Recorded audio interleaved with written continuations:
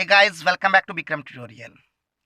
आज से मैं आप लोग के लिए एक सीरीज स्टार्ट कर रहा हूँ जिसमें SSC, railway, NTPC, BPSC, UPSC, JPSC, GSSC और भी अदर जितना भी कंपटीशन का एग्जाम होगा उसमें बायोलॉजी से जो भी क्वेश्चन पूछा जाएगा हमारे वीडियो के क्वेश्चन से ही पूछा जाएगा। तो आज से मैं शुरू कर रहा हूँ चैप्टर बाय चैप्टर ये वीडियो, और उम्मीद है ये वीडियो आप लोग बहुत पसंद करेंगे। अगर आप लोग को अच्छा लगेगा तो आप लोग अपने सभी दोस्तों तक शेयर जरूर करेंगे। तो आज है पहला दिन और शुरुआत करते हैं हम लोग पॉइंट बाय पॉइंट से, और चैप्टर का नाम है जीवन की मौलिक इकाई। तो आज का जो पहला जो इसमें है पॉइंट वो है सेल। सेल लैटिन शब्द होता है जिसका अर्थ होता है छोटा कमरा।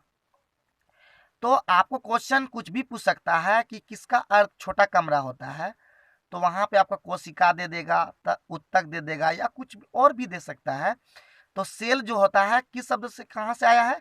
लैटिन शब्द से आया है जिसका अर्थ होता है छोटा कमरा। दूसरा पॉइंट है कोशिका की खोज 1665 ईस्वी में रॉबर्ट हुक ने की। यानी कोशिका की खोज किसने किया? रॉबर्ट हुक ने किया। कब किया? तो 1665 ईस्वी में। और ये जितना भी पॉइंट मैं बताऊंगा, अगर आप सारे पॉइंट को अच्छे से कवर कर लेंगे तो एक भी क्वेश्चन जो एनटीपीसी में होगा, एक भी क्वेश्चन इसके बाहर से नहीं आएगा। लेकिन मेरा बायोलॉजी का सारा सेक्शन का वीडियो देखना होगा, तभी आपको फायदा पहुंच पाएगा। आइए बढ़ते हैं तीसरे पॉइंट की ओर। अमीबा, क्लेमिडोमोनास, पैरामीशियम था बैक्टीरिया एक कोष की जीव होता है।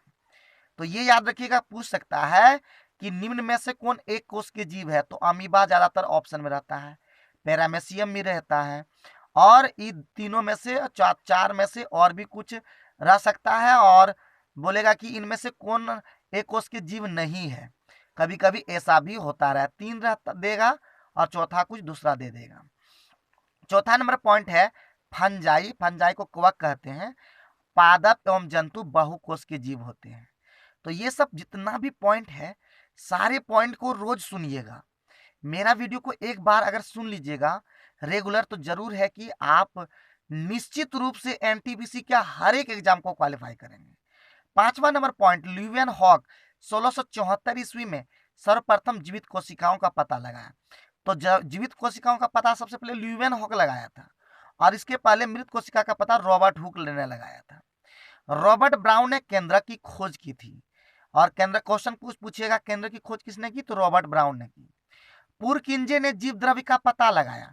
पुरकिंजे ने जीव द्रव्य का पता लगाया। कोशिका सिद्धांत, यानी कोशिका सिद्धांत की खोज किसने की, यानी सेल थ्योरी किसने दिया था? तो स्लाइडेन एंड स्वान ने बताया था। तो पॉइंट जैसे जैसे आगे बढ़ेंगे ध्यान रखिएगा, स्पीड भी चलेंगे।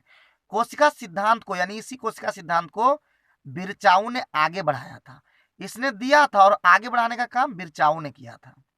अमीबा एक कोष के जीव है, जैसा कि शुरू में बता चुके हैं, जो अपना आकार बदलता रहता है। एक ऐसा एक कोष की जीव है जो अपना आकार बदलता रहता है। 11वां पॉइंट है कोशिका झिल्ली को वर्णात्मक पारगमी झिल्ली भी कहते हैं। याद रखिएगा, कोशिका झिल्ली को वर्णात्मक पारगमी झिल्ली भी कहते हैं। अमीबा अपना भोजन जो है एंडोसाइटोसिस यानी कुडपात प्रक्रिया द्वारा प्राप्त करता है। क्वेश्चन को डिफरेंट डिफरेंट वे में पूछा जाएगा, इसलिए पॉइंट को एकदम अच्छे से क्लियर कीजिएगा, ठीक है।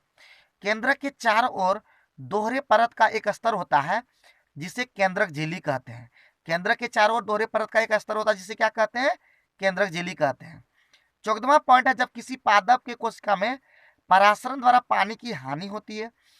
ये याद रखिएगा, कोशिका में परासरण द्वारा पानी की हानि होती है और कोशिका झिल्ली सहित आंतरिक पदार्थ जो होते हैं संकुचित हो जाते हैं। तो इस घटना को क्या कहते हैं? जीव द्रव्य कुंचन कहते हैं। तो 14वां पॉइंट हम लोग खत्म कर दिए। बढ़ते हैं 15वें पॉइंट की ओर। और 15वां पॉइंट कह रहा है कि क्रोमोसोम जो होता है, यानी गुणसूत्र जिसको कहते हैं, डीएनए तथा प्रोटीन का बना होता है। उसके बाद है डीएनए का पूरा नाम डीऑक्सीराइबोन्यूक्लिक अम्ल होता है, एसिड होता है। डीएनए के क्रियात्मक जो खंड होता है, उसका जो टुकड़े होते हैं, उसको जीन कहते हैं। ऐसे जीव जिसकी कोशिकाओं में केंद्रक झिल्ली नहीं होती है प्रोकैरियोट कहते हैं, और ऐसी जीव जिसकी कोशिकाओं में केंद्रक झिल्ली होती है यूकैरियोट कहते हैं। और ध्यान रखिएगा, एकदम दिमाग में सब रट लीजिएगा एकदम। लाइसोसोम को कोशिका की आत्मघाती थैली कहते हैं। ठीक है, लाइसोसोम को कोशिका की आत्मघाती थैली या पाचक थैली भी कहते हैं। माइटोकॉन्ड्रिया को कोशिका का पावर हाउस, बिजली घर या शक्ति गृह कहते हैं। ये सब जितना भी क्वेश्चन है खतरनाक इंपॉर्टेंट है। एटीपी एडिनोसिन ट्राइफॉस्फेट इसका फुल फॉर्म होता है और कोशिका का ऊर्जा एटीपी ही होता है। 23वां पॉइंट, माइटोकॉन्ड्रिया में डीएनए तथा राइबोसोम होते हैं। 24वां पॉइंट, क्लोरोफिल वर्णक में क्लोरोफिल वर्णक जो होते हैं क्रोमोप्लास्ट में उपस्थित रहते हैं।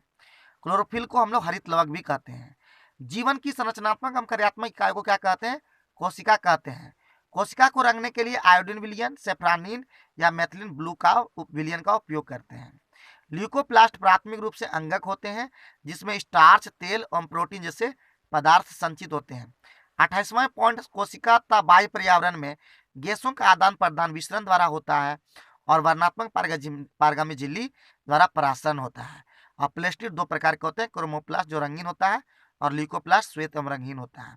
तो ध्यान रखिएगा, ये सब क्वेश्चन था, आप लोग एक बार जरूर देखिएगा, वीडियो को कंटिन्यू सुनते रहिएगा, आपको जरूर फायदा होगा।